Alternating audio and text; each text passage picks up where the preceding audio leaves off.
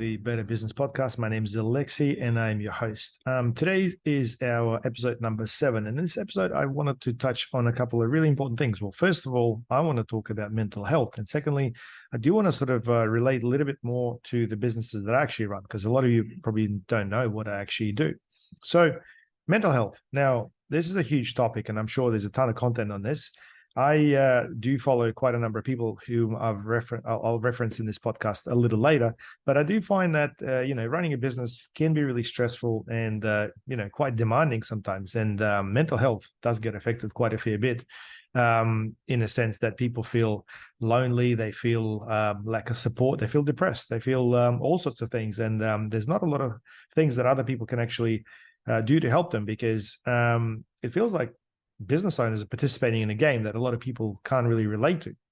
I find that mental health can increase, can impact other things, and it decrease things like productivity, motivation, and so on and so on.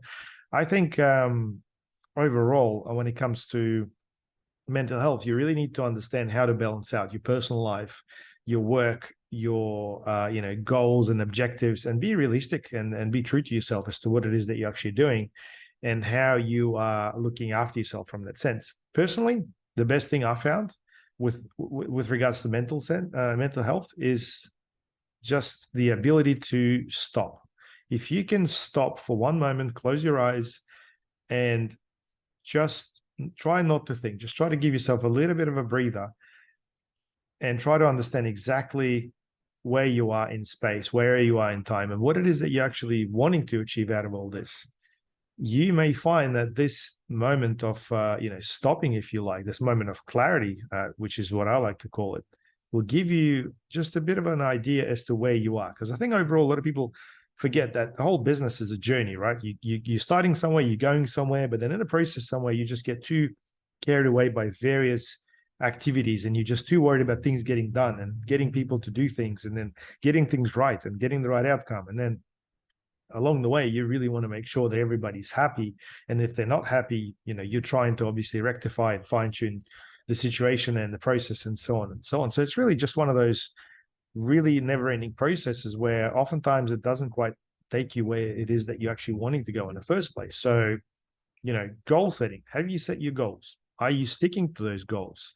Are you reviewing those goals? Are you spending time on yourself? Because mental health is really about you understanding where you are.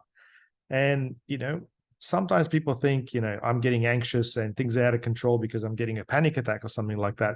Well, you really need to stop and understand as to why you are experiencing that and what's actually causing it. It could be a physical problem.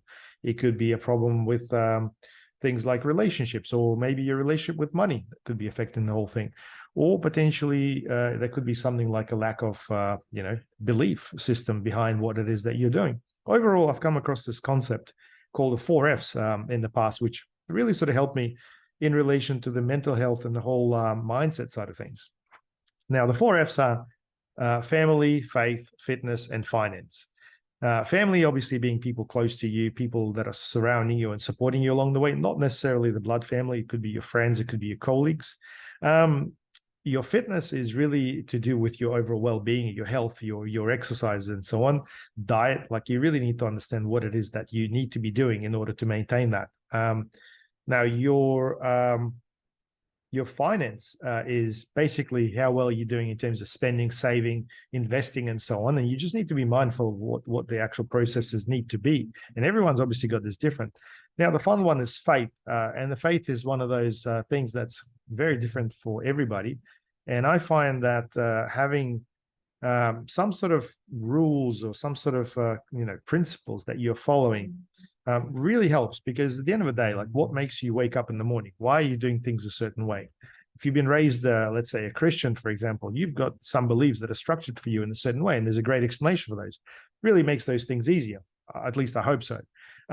If you are not a Christian or don't follow those sort of beliefs and don't share those values, like, what is it that's helping you wake up in the morning?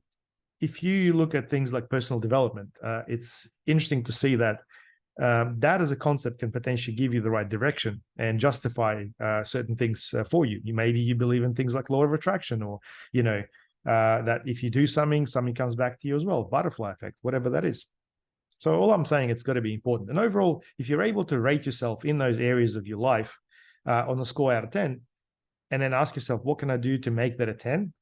That can really help you find that gap and improve it. So if you're, for example, looking at your fitness, and ask yourself, what's my fitness? Well, I think it's like 6 out of 10. Well, why is it 6 out of 10? Why is it not a 10?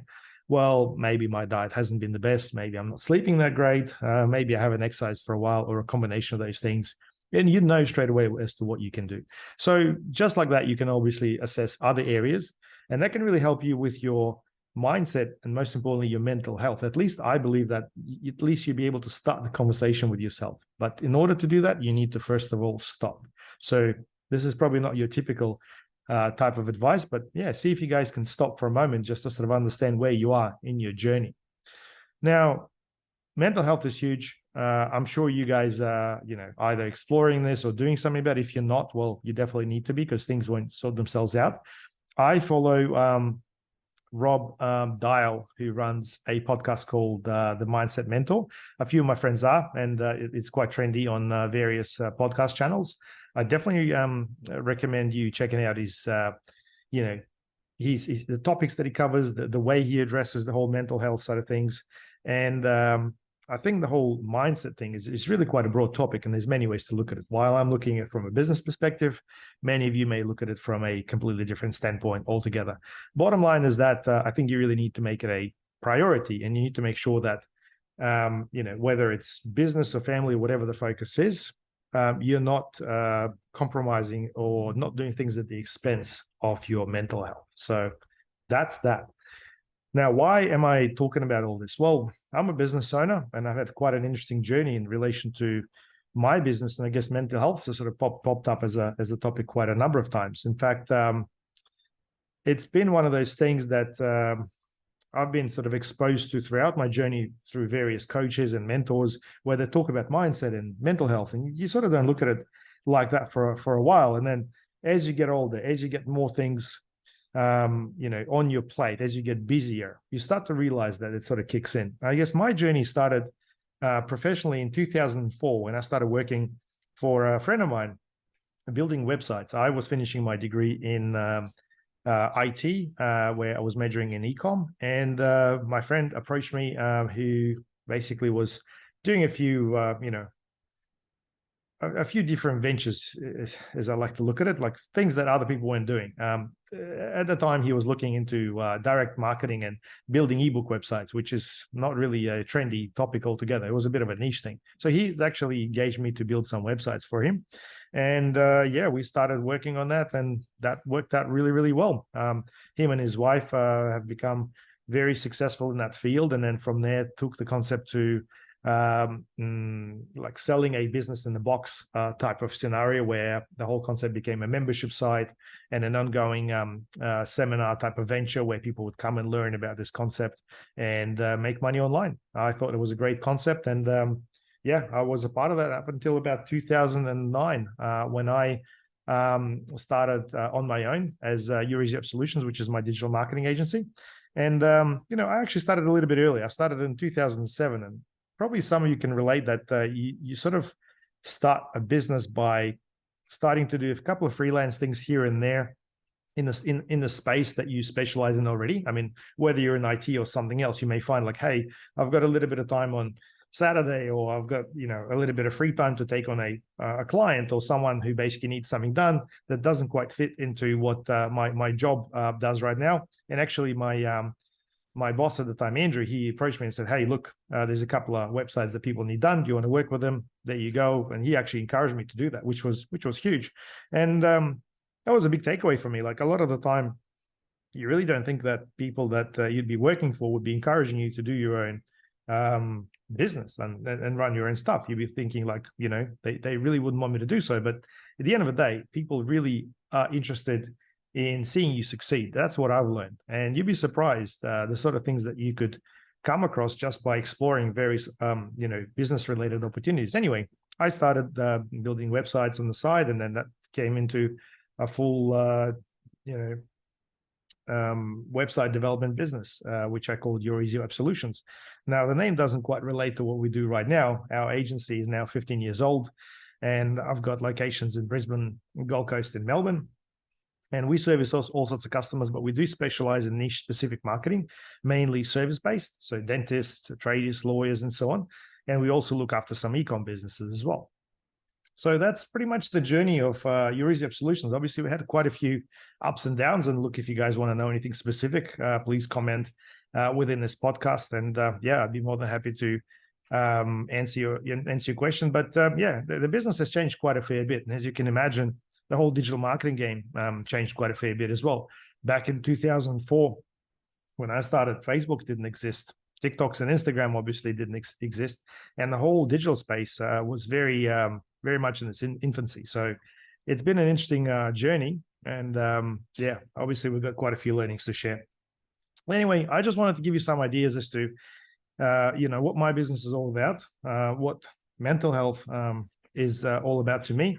And I guess, to summarize, my business probably wouldn't have happened without the support of people around me. So make sure you have a big, or maybe not a big, but a good community of people around you. If you can get a big one, great.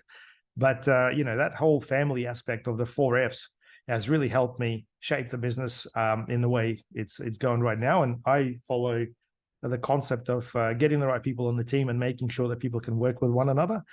And it's been a bit of a trial and error, but that's the only way you can actually make that work. But for us, it's just really about aligning with the right people and doing things in our own way.